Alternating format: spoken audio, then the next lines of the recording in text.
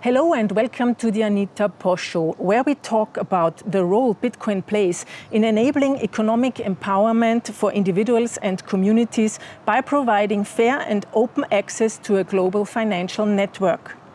Today I'm speaking with Mr. Mulos in Lusaka, the capital of Zambia.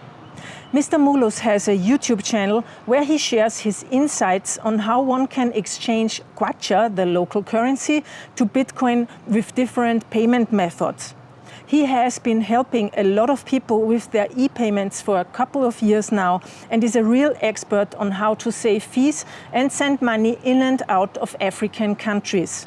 Recently, he opened his own Bitcoin kiosk in Lusaka, where people can come by to get help with cryptocurrency and payments. You can watch this interview on YouTube and you can listen to it in your favorite podcast app. If you want to try something new, you can listen to it in a Lightning-enabled podcast app like the Breeze app or the Fountain app. Thanks for supporting my work go out to the Human Rights Foundation, Leden, OKCoin, and Paxful, as well as to all the individual donors who make Bitcoin for Fairness possible. If you want to learn more about Bitcoin, go out and get my book. It's one of the best books to understand not only the question of why Bitcoin is needed, but also how you can send, receive, and store it safely. Now it's also available as an audiobook. You can find it at learnbitcoin.link. And now, on to the show. Hello, welcome, Mr. Mulos. No, thanks for having me. Great to have you. Oh, thank you. We met the first time at the Zambian meetup. At the recently. crypto meetup in Scallywags. In Scallywags, yes. Exactly. Yes. Yeah, it was great to get to know you. I also looked at your YouTube channel today. You are a YouTuber. Basically, you give advice on crypto in Zambia and how to use it. And I also found out you have a shop now. Oh, yes. I've become a cryptopreneur, basically. Yeah. Please introduce yourself to our listeners. All right, so my name is Mulonda from Lusaka, Zambia. I'm a person who's into fintech, and among the fintechs is crypto. I met you through the same crypto. I think someone did, a mutual did introduce us. I've been dealing crypto for the past possibly 3 to 5 years, on and off, hobbyist, enthusiast, then later on as a crypto, I don't know if they can call it a cryptopreneur, but someone who actually does crypto for business. Okay, so, and what did you do before? How did you get into that? I worked in a bank for 13 years. I was mostly dealing in the Forex department, so I had an interest in international payments. When I left the bank, I started doing online work. So one of the things I was trying to find in Zambia was a way of receiving international payments locally at a very, very low cost. Because the standard bank international remittances, you can lose sometimes $30 to $100 in bank fees. So I started testing out all the payments, PayPal, Wise, European banking, these online banks, Payoneer. Eventually, I found myself in crypto. I did open the accounts. I was receiving some crypto payments. Then, as fate would have it, a friend of mine needed some help getting some crypto. He couldn't use his bank card because different banks have different crypto policies, and some can be used for verification. So as fate would have it, he contacted me out the blue, asked me if I could purchase some crypto for him. He needed to make some payments. After making those payments, he did give me, he gave me something excess for that. And I became his go-to person to buy crypto. Then I saw it as a business opportunity that I could actually be buying crypto for those people who are unable to buy themselves. It took me through almost crypto platforms, Binance, CEX, Crypterium, local Bitcoin Swap, local Bitcoins, Paxful, and a whole host of platforms. And then, but you were working in a bank before, right? Yes. Did you stop working? Yes, I stopped about 8 years ago. So I've been self-employed for the past 8 years. Yeah. And what would you say, what are the properties of Bitcoin and cryptocurrency that make it so special for, especially for people in African countries? What are the problems that people have here in general with money or finances?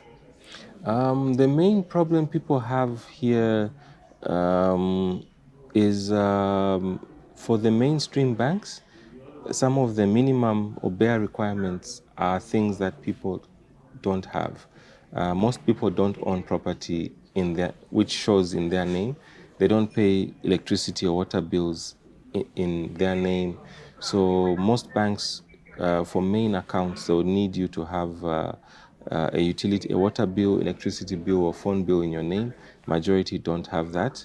You need to have a recommender. So if I'm going to a new town and I see there's a Zanaco there and I want to open a Zanaco account and I don't know anyone with a Zanaco account, I won't be able to get a recommender. So there are some small barriers to people having mainstream accounts. The other option is mobile money. Now, mobile money is good. You just need your uh, national ID. They call it National Registration Card or NRC here. And once you get that, you can use it as mobile money to send, receive payments. But the problem is that the maximum you can do in a day receive is a 20,000 kwacha. That's sending or receiving. And then you can't hold more than that. And then also the fees are rather high. So it's a convenient platform, but in my opinion, it's really, really impractical to use. That leaves crypto. Crypto, depending on which crypto platform you're using, you don't need to submit too much documentation. You are able to send, receive, sell, buy, or trade with other people from across the world. It's not a perfect system, but depending on which one you're using, you can have greater financial freedom. Yeah, but it's not for everybody. I need to emphasize that crypto is not for everybody. So one of the reasons why people can't use bank accounts is they are excluded because they don't have like the IDs or whatever that they need or bills that they need to be like a client of a bank, a customer of a bank. And then you have these payment limits. That's how I understand it. And now you're talking about these platforms. I was also wondering, I was looking at your videos, so you basically use the platforms to exchange from kwacha to Bitcoin or USDT and the other way around. That's basically your service, right? Yes. But then I also found a video where you're speaking about how to use yellow card in Kenya and in Zambia, and that this is not possible. Yes. So I was wondering, you know that there are these self-custody wallets like the Blue Wallet or Moon. So why are you not using that to go from one country to the other with your Bitcoin? Okay, so one, this is my phone, my trusted phone. I don't know if it's visible. So you see that it has dropped a lot of times. So those wallets which you have you have your keys and all. I use multiple wallets. Then when you're using multiple wallets and you've got multiple keys, the question now becomes, how do you save those keys? Should you take a screenshot? No. Should you write them down? Should you email them to yourself? No. Then if you're doing all of that, how do you tell this one is for Trust Wallet, this one is for this wallet, this one is for that wallet? So you end up having a situation where you've got multiple keys saved up in your. It's really, really difficult. I use so many wallets, so many platforms. In the end, it was fortunate I had a very, very small amount in one wallet. I lost the keys and I received a payment, a very small payment. So just to get my keys reset, I had to write to their customer care. It was a whole process. And although they did manage to help me out, I realized that this was fortunate because it's a platform, a big platform. But if it's a smaller wallet type, you lose your coins. But yeah, I understand what you mean. Yeah, it's right. But on the other side, these platforms can like freeze anybody's account at any time, or they could say we're not serving Zambia anymore. They usually don't do it suddenly. If you look at a case in point, the Russia-Ukraine conflict, a lot of Russians a lot of Western platforms have stopped serving Russian clients, but they didn't just freeze their accounts and grab their money. They actually gave them enough time to move their money out. And I think Binance just reduced the maximum holding for Russian users. Maximum is now 10,000. If you go on those platforms, you can still see that they are able to transact up to 10,000. Then if you also look at platforms like Paxful, it's only those heavily sanctioned countries like Iran, Yemen, Zimbabwe, South Sudan. You find it's only those heavily sanctioned countries that don't have access to platforms like Paxful. So depending on which country you're in, Zambia is at extremely low risk of being sanctioned. If we are going to get sanctioned, it's going to be a slow process that you can see coming a mile away and take remedial action. So it's lower risk for me to just use platforms like Binance, Yellow Card. Yeah, I mean, I understand you're a trader, that's your business, so you need access to these platforms anyhow. So if people want to trade, yes, but only keep that amount of money, and I speak of the general public, not of business traders like you.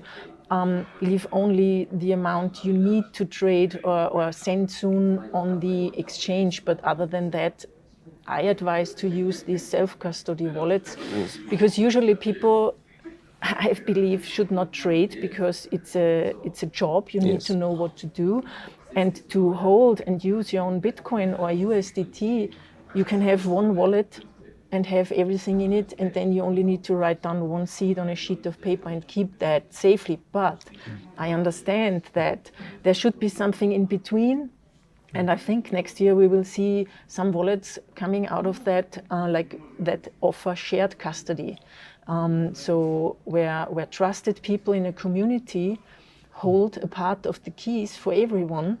And so if you as a general user, you can't lose anything because you will get access back to your money again because the trusted person knows you. It's like what we do in the meetups, you know, getting to know people, and then you understand, can you trust them or not? Because one of the biggest problems here I've learned are scams. Can you talk a little bit about the sort of scams that are very common here? All right. And then maybe also about how to find out about scams. Which are those? Identify them. Okay, so I have noticed a number of scams. The first one is it's got absolutely nothing to do with crypto. It's the basic run-of-the-mill investment scam. Someone will say invest 1,000 kwacha and get back 100,000 kwacha after 100 days, 1,000 kwacha per day returns. Those are the basic pyramid schemes. Sometimes they just follow the news. If gold is trending, it will be a gold investment. If oil is trending, it will be an oil investment. But crypto trends more than others. So each time crypto is trending, they'll come and say Bitcoin investment or crypto investment gets 600,000% after 10 days, 100 days. So the best way to avoid them is use some, I hate to say this, but use some practical common sense. There's no investment that pays 100,000% interest. And then you also need to just do some basic research, check how the crypto price moves. Yes, Bitcoin did move from a few cents at inception to $68,000 at its peak, but that was over a wide period of time. It wasn't over 30 days, 60 days, 90 days. And even within that time, the price would go up, down, up, down, up, down. So there's no guaranteed returns on crypto investments. Then the other type of scam which I've seen is on Trust Wallet. A lot of people have come to me saying they want to sell their crypto, and they show me their Trust Wallet, and the balance there is maybe $5,000, $10,000, $1,000,000. And I would ask them how much they invested. And they would invest maybe 500 kwacha, 3,000 kwacha, which is maybe $30 or $80. And what basically happens is that with Trust Wallet, you are able to view wallet balances. Just viewing the wallet balances, you can't transact. So they are able to get actual active wallets, set it up in the Trust Wallet to view only, and someone who does not know how to use a Trust Wallet will be seeing that balance as their balance. You cannot withdraw that balance because it's a view only. So that's the other type of scam. The third type of scam I've encountered is where somebody is purchasing crypto from a third party, and they're using off-platform, non-escrow purchasing. So they'll send the money to someone to send them crypto. The person runs away with their money, or they send them crypto in exchange for kwacha or whatever. The person runs away with their crypto. So those are some of the main scams I've seen. Then the other one also is buying crypto through third parties. So someone wants to buy crypto, they don't know how to buy crypto, so they'll ask someone to buy on their behalf and hold for them. Then when it's time to withdraw, a lot of excuses are given and they're never able to withdraw that. So most of the crypto scams are basic, common scams that happen even with bank accounts, crypto accounts, trading accounts. It's just that crypto has a higher profile, and with central bankers and a lot of educated people always looking down and speaking down on crypto, it adds a little bit more momentum to the complaints on crypto scams. Why is that people then, because you also spoke about that in one of your videos, that many people here in these countries then put all their life savings into these scams. Is the desperation so high, or is financial education so low? I used to think like that, except one day I realized one thing. A lot of people know that they're investing in a scam, but they're looking at the pyramid scheme. So they are hoping that they are at the bottom of the pyramid, and they are hoping that when they're pumping in this money, they'll get their money out before things collapse. I've spoken to a few people. I've tried to advise them that what you're investing in is a crypto scam. But some of them are like, it's a risk I'm willing to take. I hope to get my money out before it collapses. And that's when I finally realized that sometimes people know what they're getting into. They will pretend by all means, because it's not possible. In Zambia, the same scam is basically rebranded every 2 or 3 months. And then the same people who are scammed on one are the same ones jumping on the other one. So they are always trying to jump in early before things collapse. That's some people. Some others are just genuine people looking for abnormal returns. In Zambia, if you deposit your money in a bank, the bank will be paying you a very insignificant amount of interest. If you are investing in stocks at the Lusaka Stock Exchange, if you look at the daily charts, you'll find that the price movement is usually zero. It doesn't move on a daily basis. It's just whenever there are offshore players, you find that there can be 600% growth within a day or two, and you have no way of planning for that. If you look at treasury bills, government bonds, the interest rates are higher than bank rates, but there's issues of taxes, issues of repayment periods every 6 months, 9 months, 1 year. So people are more or less looking for faster returns. And a lot of them do understand the higher the returns, the higher the risk. And some of them are willing to take that risk because they believe they'll be in the 10% who get lucky.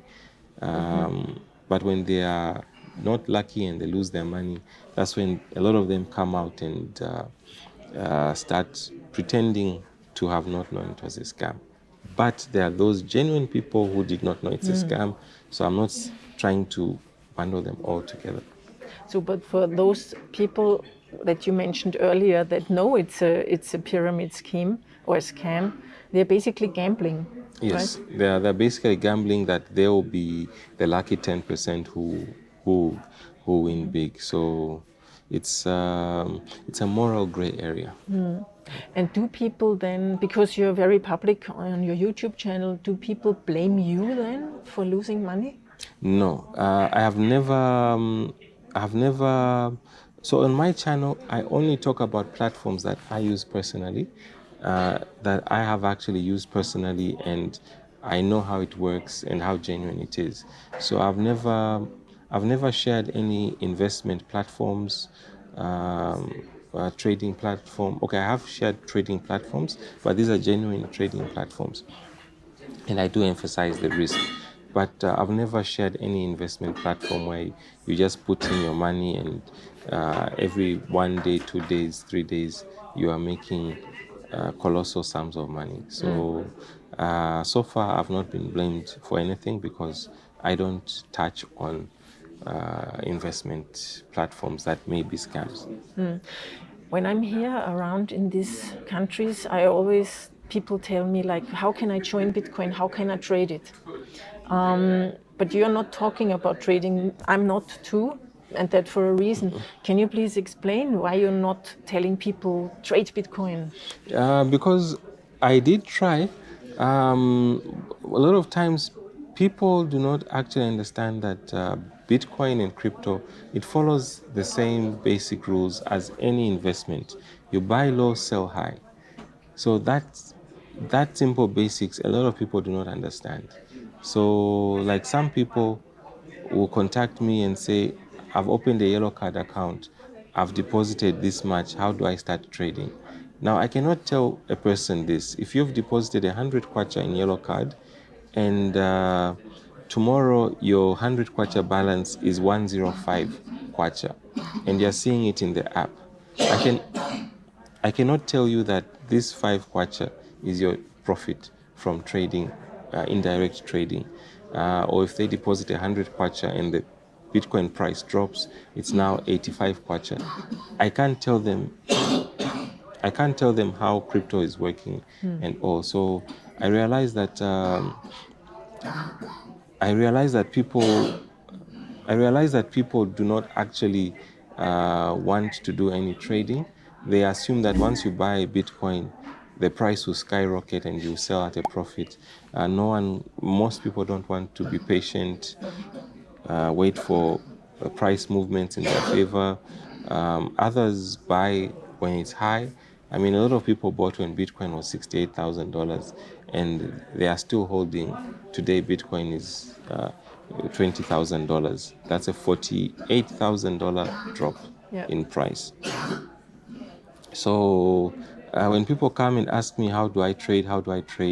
I generally do not answer. I mean, I'll answer them a neutral answer and tell them to read up more on that. Yeah.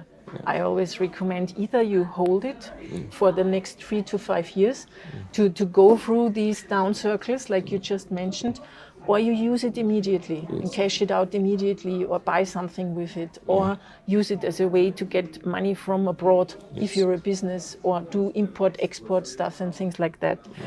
So there's also a lot of talk about how crypto is bad and it's only for money launderers and criminals. What's your experience on that? It's very difficult to launder money through crypto. If you are laundering small amounts of money, possibly yes, crypto is your way to launder. Okay, so if it's very, very difficult to launder money through crypto. If you read the Zambian news on financial crimes and all, you see that a lot of these people who have stolen or have dirty money, they keep it in cash. Now, to move that cash as crypto out of the country in a small market like Zambia, it's near impossible. You'll get caught because you actually do need to pass through the banks and all. So if you watch a lot of Hollywood, that's how money is laundered. Sex traffickers, kidnappers, drug dealers, arms dealers, they move money through crypto. But the reality, they move money through the banks. I mean, if you check, just Google how many times HSBC has been fined for Deutsche Bank, Citibank, Barclays, all these big banks. All of them have been fined on a regular basis for money laundering, aiding and abetting money laundering. Trillions of dollars are laundered through the banks every year, whereas billions are laundered through crypto every year. There's a huge mismatch. Crypto is here, banking systems are up there. So yeah, and I guess like the big dealers, they will always find ways to launder their money. Yes. And the regular person like you and me, we just want to do a life, you know, we just want to have money to be able to spend it on a daily basis, buy stuff, get us kids to school and things like that. So this overboarding regulation, I think it excludes billions of people, and that's a problem. Yes. So how can one buy a Bitcoin in Zambia? What is the best way? What would you recommend to do? All right, the best way to buy crypto in Zambia is, in my opinion, there are a number of ways. The best way is Yellow Card. And why I say Yellow Card, it's the only platform that has crypto prices in kwacha. So if you want to buy $100 worth of crypto, you will see Yellow Card price inclusive of the fees. So you know $1 crypto is worth 16.28 today. So you know at 100 is 1,628. So when you're buying, there's no conversions, extra costs, others. The other way is using a bank card on platforms like CEX, Binance, Crypterium, or the others. The only problem is these platforms have a lot of hidden fees. There's about 3% Visa fees, 1 point something percent platform fees. The banks will also charge you some extra fees on currency conversions. So if you are buying $1 worth of Bitcoin, you'll find that you'll be spending anywhere from 1.08 to 1.15 dollars just to get one dollar worth of crypto. Then the other platforms like Local Bitcoin Swap, Paxful, these are the peer-to-peer platforms where you can trade with other local counterparties. The only problem is that their fees are significantly higher, so it's a little bit difficult to check your prices and all.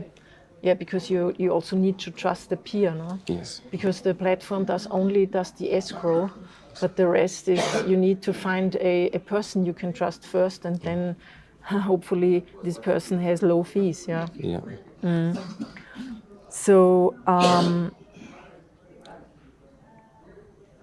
in your experience, how many people are using which cryptocurrencies? Like I think most people use Bitcoin or USDT. Yes. Is this in what split? Like, do you have like 50% people are using Bitcoin, the others USDT? What Okay, would you so say? the majority of my clients use USDT. The second highest would be Bitcoin.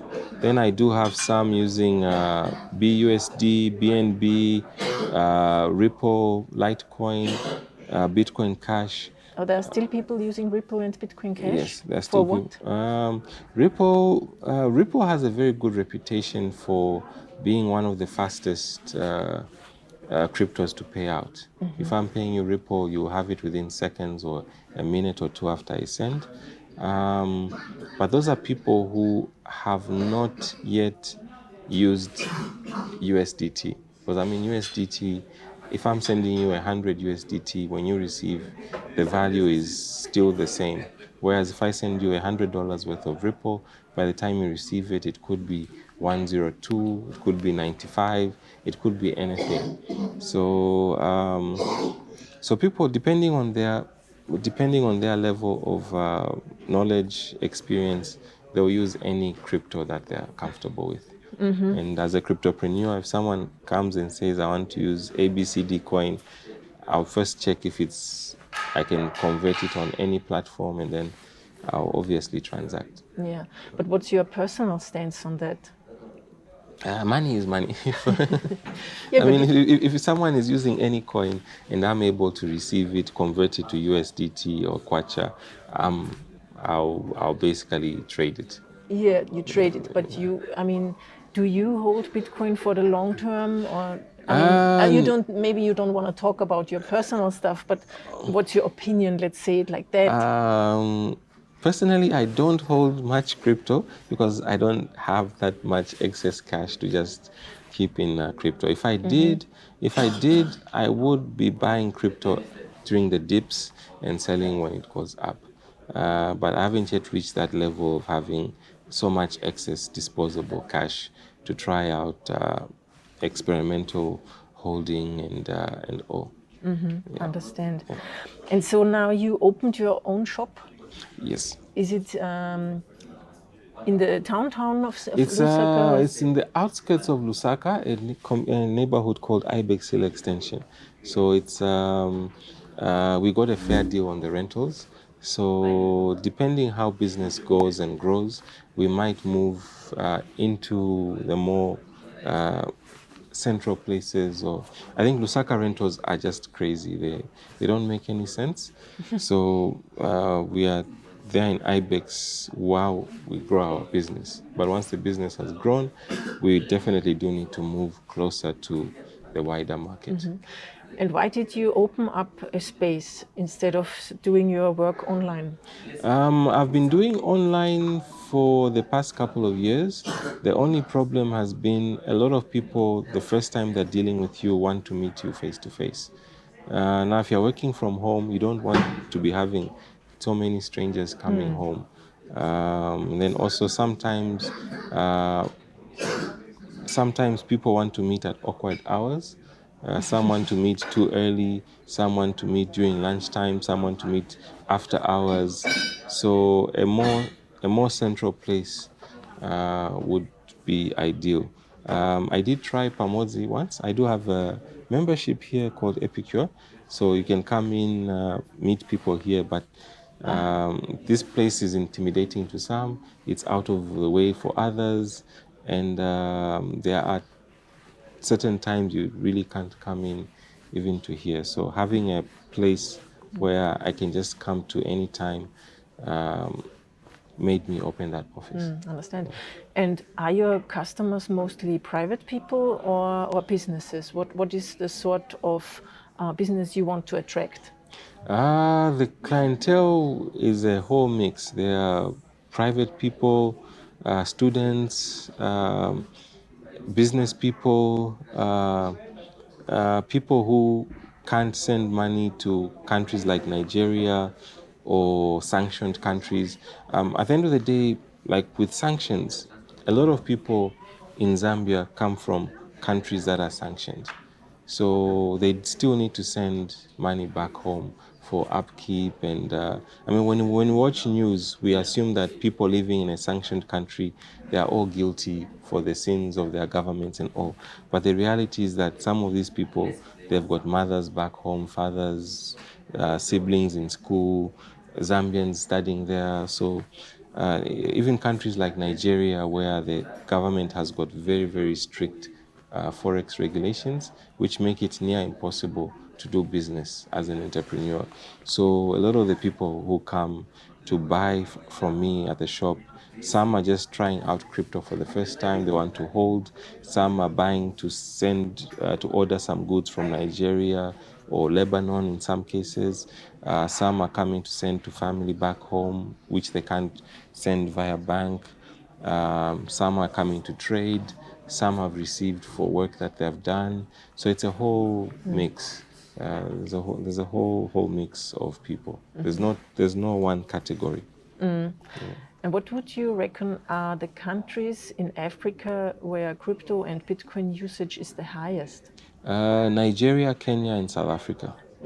But then those are also weird countries in that it's not so straightforward to actually buy crypto in these countries, but they have very, very high volumes of crypto transactions. Yeah. Interesting. Is there anything that you feel you want to say what we've not mentioned about Bitcoin and crypto in Zambia? What's special? Or do you maybe have a message to your people here, your fellow people, or to the people abroad, our listeners? Something very, very weird about Zambia, because I have dealt with a lot of people. My biggest non-Zambian clientele are actually Nigeria. I've dealt with people in Kenya, South Africa, all across Africa. So, in all my observations, one very weird thing is that it's actually very, very easy to deal crypto in Zambia compared to all these other countries. And then it creates an arbitrage opportunity in that you're able to buy cheaper crypto in Zambia to resell outside Zambia. The only challenge is if you are selling to Nigerians, Nigeria has got parallel rates. There's a bank rate, which is very low, and a black market rate, which is very high. If you are able to find a way of getting paid from Nigeria via bank rate, your profits are super normal, but it's near impossible to get that. If you are selling to Kenyans, you are actually getting way above the bank and official rates. But the challenge now is with getting those shillings back into Zambia. The same thing with South Africa. So it's a very, very weird thing that in Zambia you're able to buy cheaper crypto, which you can sell to Nigeria, Kenya, South Africa, but you can't get your money back profitably unless you're spending naira, shilling, or rands in South Africa. The profits are very, very good, but the reality is that you want your money back in Zambia. So it's a weird thing that you can sell very profitably abroad, but you can't How do you access the get your profit. money out again? Yeah. It's like the same with Zimbabwe. I always think it would be very lucrative to sell Bitcoin there. But what should I do with, I mean, if I get US dollar cash, yeah, then I would need to smuggle it out, you know? So, and with the Zimbabwean dollar, I don't want that. And so actually you can't do much about that. Yeah. You would need to be there on the ground and do it there, yeah. Yeah, so for Nigeria, I am able to get money out. Kenya, I'm able to get money out, but the profits just vanish, converting it back into kwacha. So And Wise, the app Wise is not a help here? no, Wise. Because I think, excuse me, because I think you can have different bank accounts on Wise in every country. Like Yes, I could set up a bank account here on Wise. No. For No? Wise, you can set up a bank account in America, Europe, Australia, most of the main countries. You can also set up a rand, shilling, kwacha, naira account. You can only hold those currencies, but you can't move them to a local bank. So I can't send you naira into your Wise account. I can send you naira. In fact, you can't use Wise for naira because the central bank restrictions. I can't send you shillings in your Wise. I can send you dollars, which you can convert to shillings in your Wise, but then you can't convert those shillings back into. But when you think about it, actually, I have not fully tested it out, but theoretically, it could be a way to get your shillings and rands out. I just need to test out and see. Or then you maybe, if you have business in these countries, you could pay someone with shillings or naira or Yes, rand. I have sent shillings to people in Kenya using Wise. I actually do have an M-Pesa account in Kenya for my shillings. I have a South African Rand account in South Africa. I have a Nigerian Naira account in Nigeria. So I can only use Wise for the shilling and the rands. I can't use Wise for the Naira. So the Wise is restrictive. Even Chinese yuan, you can hold yuan in Wise, but you can't receive yuan payments. The same with Japanese yen. So there are so many currencies you can hold, but you can't receive. You can only hold to make payments. Yeah. Okay, I thought I can receive too. Can I receive in US dollars? US dollars you can receive, Euro you can receive, yes. So I've got my US dollar Wise account New York based. My Euro Wise account is Belgium. I even have an IBAN. My UK pound account UK. I've got the UK account and IBAN. Okay, so basically we were exchanging Bitcoin to kwacha. Yes. So I could have sent you also euros. Yes. Because you have an IBAN. Yes. You have a big network and a lot of special knowledge about money. I see that. Have you been around when we used Machankura on the meetup at the meetup? I was there when they were using Machankura. Now the only issue is it was a USSD platform. I don't like USSD platforms. Oh, really? So, but that's M-Pesa too, right? And No, M-Pesa, there's an app. They have an app. Yes. And why don't you like USSD? You have to remember the codes. So already, I use multiple platforms. So I already know multiple USSD codes. The apps do everything. Apps are more user-friendly than anything. Yeah, I mean, if you can download an app and you have a smartphone and you have mobile data, then of course I recommend using a self-custody wallet. Yes. But I think for many people who don't have that, maybe it's the first time that they are able to receive Bitcoin and send it to someone else or buy airtime with it. That's on that one. One of the things which I prefer the apps for is, Bitcoin wallets. Usually the people I deal with are not on the same platforms. Yeah. So if I'm dealing with someone who's in Netherlands and he sends me a USDT TRC20 wallet, I don't need to know which platform the wallet is in. I just copy paste, select the type of wallet I send through. It's standardized. But if you're using platforms that are specific, you can only send to other users within the platform, and then the other user has to then send to their own wallet. That's the great thing with Bitcoin, right? You can send it to anyone in any wallet as long as it's a Bitcoin address or a Lightning address. No. So with Bitcoin, especially if you have a trust wallet, you find that there are so many variants of Bitcoin. Yeah. There's WBTC, LBTC, BTC, whether it's a Solana wallet, it's a BNB type wallet. Yeah. So it's so not all platforms accept Lightning wallets. Not all platforms accept ordinary BTC wallets. So on the apps, it's easier to select which type of wallet it's going to. Like Binance, you have USDT. And then from there, when you're sending, you can select whether it's a TRC20 or an ERC20 or Solana or any other type of USDT, and it does the work in the background. Yeah, it's confusing for people, right? Because as you said, there are so many different Bitcoin, like Bitcoin Cash, Bitcoin SV, Bitcoin Gold, whatever, but they are not Bitcoin. Yes. So that's the problem with it, actually. Yeah, understand. So, wow, thank you very much, Mr. Mulos. No, that was very interesting. I learned a lot. No, thanks for having me. You're welcome, and maybe we'll visit you in your shop. All right, no, you're more than welcome. Thanks. Bye. All right, bye.